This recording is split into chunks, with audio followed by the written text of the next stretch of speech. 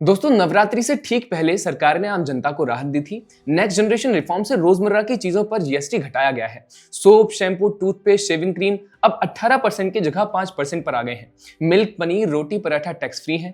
नमकीन, pasta, noodles, coffee, chocolate, butter, घी जैसी चीजें अब 12% से घटकर 5% पर आ गई हैं। साथ ही cycle, kitchenware, diaper, sewing machine भी सस्ती हो गई है।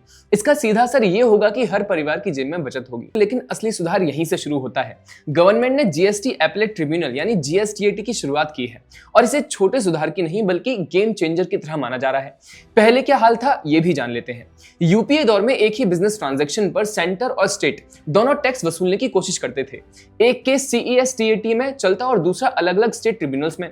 नतीजा डबल टैक्सेशन, कॉन्ट्राडिक्टरी डिसीजंस और सालों के लिटिगेशन होते थे। छोटे व्यापारी के लिए तो सीधा बैंकरप्सी था। जीएसटीएटी इस गड़बड़ी का इलाज है। अब वन नेशन वन फोरम को इंप्लीमेंट किया जाएगा।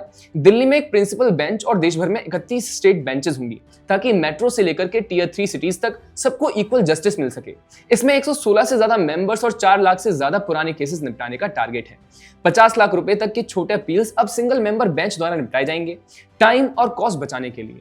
इसमें सबसे अहम यह है कि पूरी व्यवस्था डिजिटल है। Online appeal, case tracking, virtual hearing और ऑर्डर्स की पब्लिकेशन सब, यानी कोर्ट कचहरी का चक्कर कम और ट्रांसपेरेंसी ज्यादा। इसका इंपैक्ट सिर्फ बिजनेस पर नहीं बल्कि पूरी इकोनॉमी पर पड़ने वाला है।